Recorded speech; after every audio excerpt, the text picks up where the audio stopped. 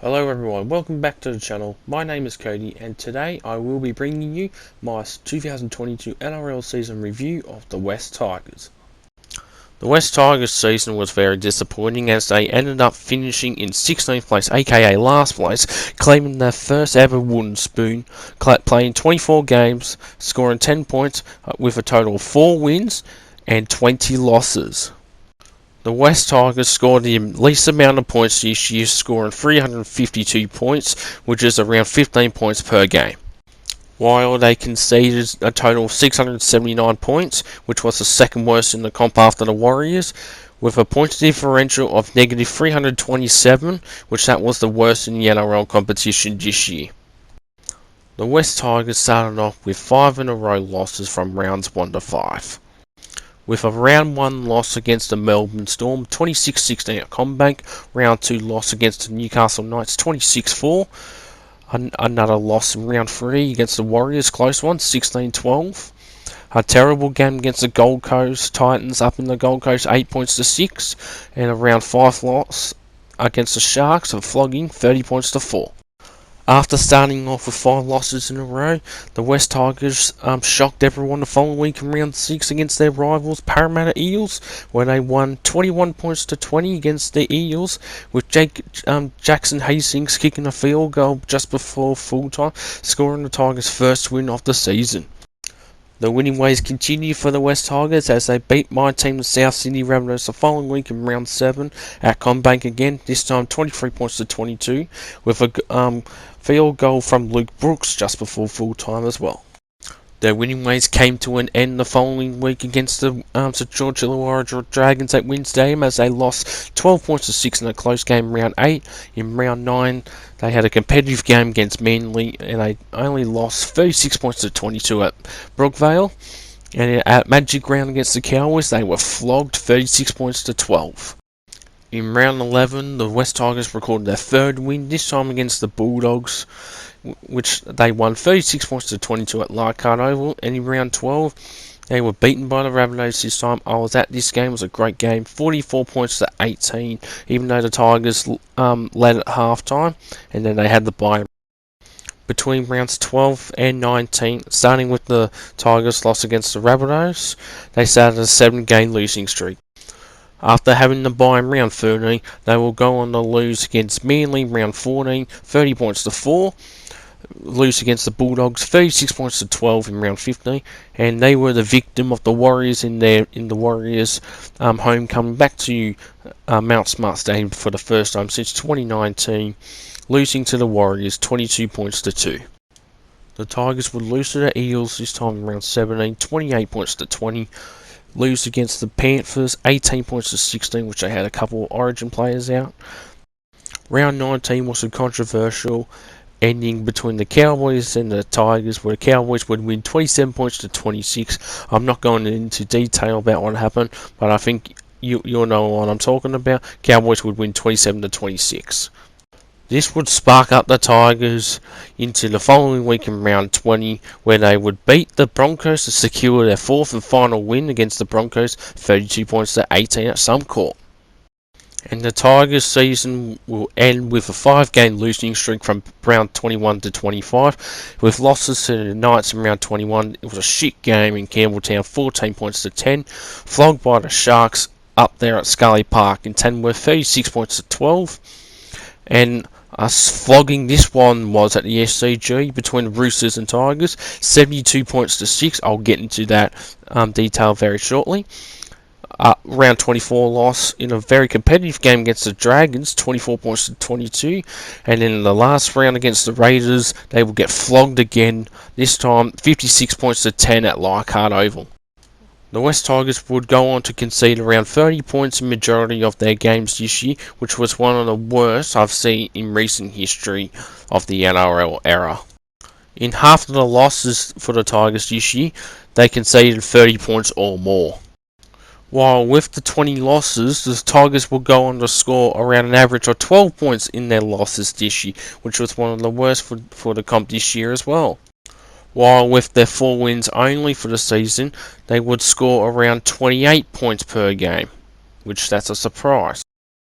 Now, going through the Tigers' best wins, they only scored 4 wins this year, so I'm going to say their probably best win of the season overall was against the Eagles, where they won 21 points to 20, which that shocked everyone. And then their win against the Bulldogs, where they won 36 points to 22, and the Broncos, where they would win 32 points to 18. I reckon they were the best 3 games for this year. Against the Rabbitohs was a good win for them as well, where they won 23-22. The Tigers' losses this year, they've got a lot, so I'm going to say a couple. Their round 10 loss against the Cowboys, 36-12. It's definitely one. One round 12 against the Rabbitohs, where they lost 44-18. Another loss for them was against the Dogs this time, 36 points to 12. Against the Warriors, homecoming for the Warriors, 22 points to 2. Probably their best loss was against the Panthers, where they just lost 18 points to 16. Another loss for them against the Sharks, 36-12 in round 22. And then the 2 biggest losses for this year, the one in round 25 against the Raiders, where they would lose 56 points to 10. And then their worst against the Roosters at the SCG, 72 points to 6.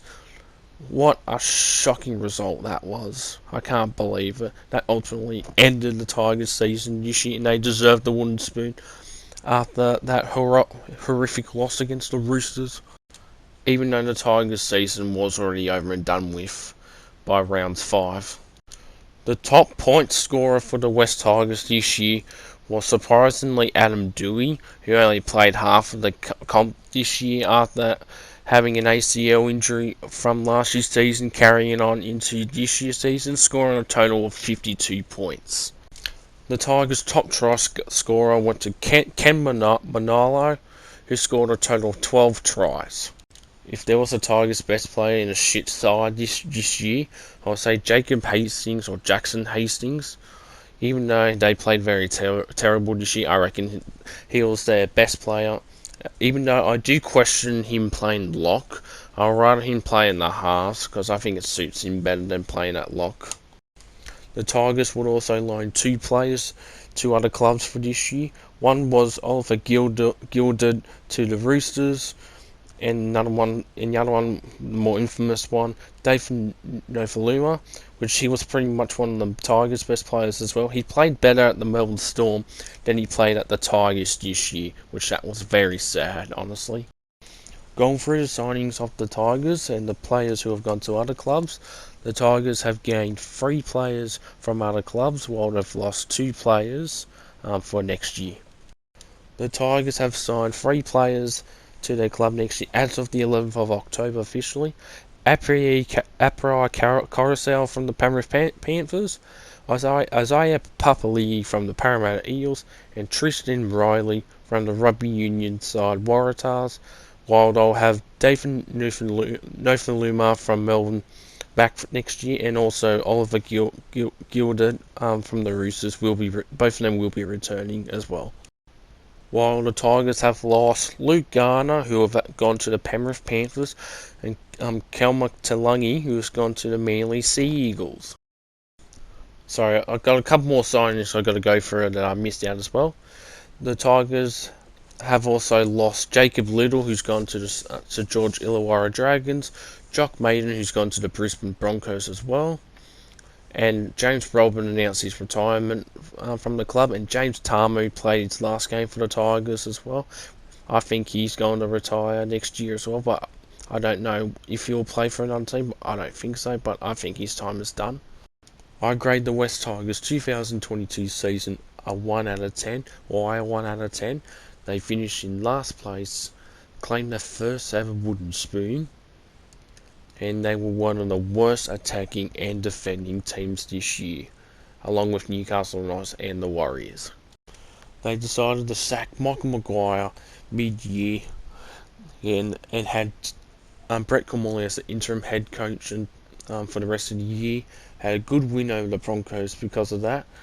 And then for 2023 and 24, they got Tim Sheens coming to the side, who used to coach the West Tigers from 2003 till 2012 and led a premiership win in 2005. And Benji Marshall, who was part of the 2005 Grand Final side who won, will be the coach from 2025. So I can definitely see the Tigers definitely improving in the coming years, but we'll wait and see what happens with Tim Sheens as a head coach. Even though the Tigers, I don't think they will do as well next year as they did this year. They'll improve a bit, but I don't think they'll play that well. Definitely a bottom four finish. Wooden Spooners, we'll have to wait and see. Overall, the West Tigers season for this year was shit, horrendous, and filled with more problems more often with the West Tigers than ever. And this is their 11th consecutive year where they have not made the finals since 2011. Will 2023 be 12 years since they haven't made the final? Since they have made the finals, we'll just have to wait and see. It's very likely, but we'll wait and see what happens with the Tigers next year. And that, everyone, will conclude my 2022 season review of the West Tigers for 2022. They'll improve a bit for next year, but I don't see them improving a lot. Bottom four finish, definitely, but I'll be very surprised of if they're going to play very well next year. But anyways, the next team I will be reviewing will be the Sydney Roosters in the next video. But until then, I will see everyone, each and every one of you, in the next video. Take care.